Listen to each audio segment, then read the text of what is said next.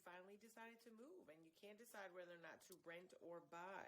Well, stay tuned to the video ahead because we are going to cover the pros and cons of renting versus buying, as well as the financial feasibility of renting versus buying.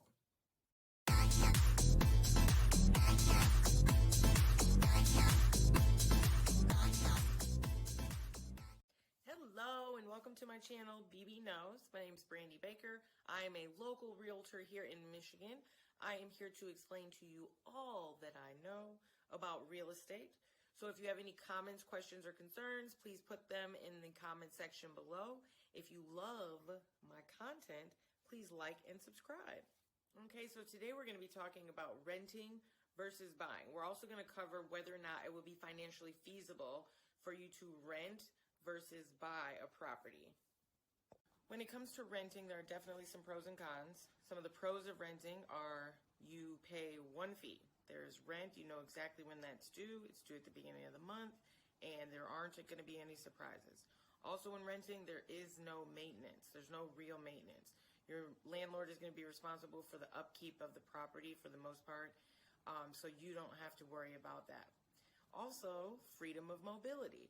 So when you are done living there, when you are ready to go, you can. When your lease is up, you don't have to worry about selling that home. You are not concerned about finding tenants to live there. You can get up and go. And if you really want to leave, you can always pay an early termination fee and break your lease. And finally, the unrecoverable cost for renting is easy to determine. It is going to be just your rent. So however much you pay annually or for how long you've lived there, the fee for living there, your rent, that is money you will not get back. That is your unrecoverable cost. So renting also has its cons. You will have no control over this property. You cannot renovate. You can moderately redecorate, but you can't really do much. It is not your property to do much to. So to make it your own home is not really a possibility. Also, any money you put into this property is gone. Anything, not only your rent, but anything you do to redecorate, if you're allowed to, that is all lost costs. You are just putting that money in and you don't get anything back. So you'll have nothing to show for it once you move out. And finally, rent costs increase exponentially more than mortgage interest rates. So the cost of renting goes up a lot higher, a lot faster, and a lot higher than the cost of getting a mortgage, so the interest rates. And right now, interest rates are at record lows during this pandemic, so that's just one of the cons of renting. Now let's get into the benefits of owning your home. So here's some of the pros. First and foremost, it's your house. It's yours to do with what you want. You can renovate, you can completely redecorate. It is your home. You can do whatever you feel like it, and you don't have to get permission from anybody to do so. Also, any renovations that you do, you can add value to your home that way. So if you're putting on a new roof, if you are redecorating your kitchen, renovating your kitchen, renovating your bathrooms, that is a plus for you, because when you go to sell the home, if it's not your forever home, you're going to be able to add that on as a comp, so to be able to raise the price of what you want to sell the house for. Also, tax benefits. So you are going to be able to deduct both your mortgage interest and property taxes from your annual income taxes each year. And first-time home buyers get even more credits for buying their first home. So that's also just another benefit of owning your home.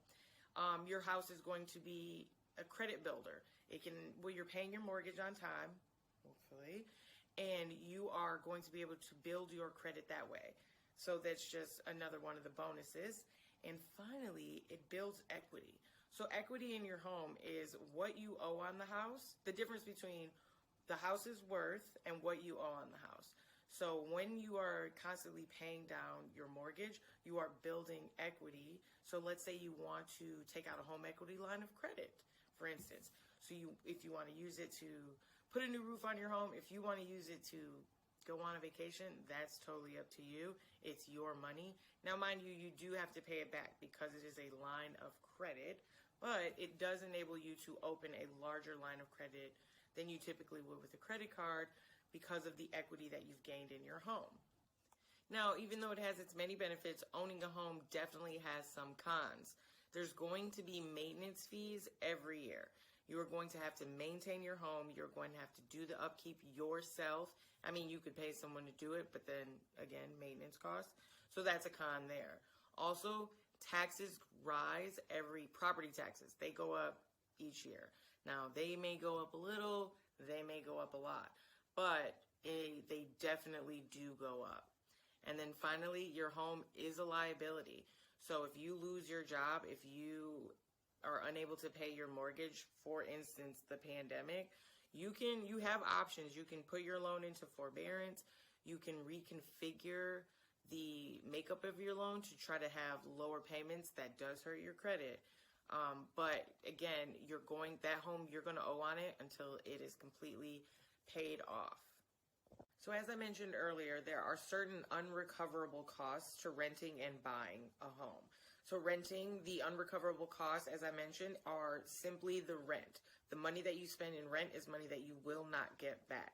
The unrecoverable costs for buying a home are a little different, a little harder to pin down, but there is a rule of thumb. It's called the 5% rule, and I'm going to go ahead and explain that to you as well. So here's how we break down the 5% rule. 1% is going to be for property taxes. This is 1% the value of the home. 1% is going to be those maintenance costs that we talked about a little earlier, and that's also 1% the value of the home. The heavier of the three is the cost of capital. That's essentially the cost that it takes to have that loan. So the interest rate on the loan, and that's going to be because you don't pay outright for the house in cash. Now, if you do, kudos, you don't even have to worry about that part. But yeah, that makes up the 5% rule. I'm going to give you a good example of how to apply that 5% rule so you can best understand it. I pulled two homes in Farmington Hills, Michigan off of the MLS. One is to own and one is to lease or rent. The homes are comparable to one another, similar square footage, similar amenities throughout the home. And we're just going to apply that 5% rule so that I can best explain to you how to determine the financial feasibility between renting and buying so you can make that decision for yourself. Okay? So first let's start with buying the home. The home is 3-bed, 2-bath, listed for $200,000. Okay? So you're going to take your 5% times $200,000, you'll get $10,000. That is the annual cost of living in that home. So take that $10,000 divided by 12 months of the year, you're going to get $833. Now, if you can find a comparable property to lease, or if you can just find some place that you want to stay for $833 a month, then it would be better for you to rent than to buy, because it's going to be better for you to rent at $833 a month without all the extra cost involved in owning the home. Okay? So now you can do the same thing for renting. If you were thinking, I want to lease this home that's worth $200,000, where does that really get me? Right? So you're going to take and I found the home in Farmington Hills, Michigan. It's listed at $1,800 a month. So take that $1,800, multiply it by the 12 months of the year. You're going to get $21,600. That's how much you're going to spend annually to live in that home. So already we know we're above the owning costs, but that's not the point I'm trying to make just yet. So take that $21,600 and divide it by the 5%. You're going to get $432,000. So to rent or lease a home that you're paying $1,800 a month for, you could potentially own a home that's $432,000. So take with it what you will, but keep in mind, if you're renting at such a high rate, at some point it's going to be better for you to buy that home. And opportunity costs come into play because you could use your down payment that you would use to buy the home for many different things that could also make you money, say invest in stocks or invest in other things that you might want to. but you use the math, you apply it to whatever situation you're in, and then that's how you're going to decide if it's going to be better for you right now, if you're moving now, to rent or to buy. Thank you so much for checking out my video today. I hope this information was helpful in your decision-making process. If you have any other questions or comments, just leave them in the comments section below. If you like my content, please like and subscribe, and feel free to reach out to me via email or phone anytime you like. I am always working if you're interested in buying, selling, or leasing in my area, which is basically Wayne, Oakland, and Macomb counties, and I do travel. Then give me a call. I'd love to help you out. Thank you. See you next video.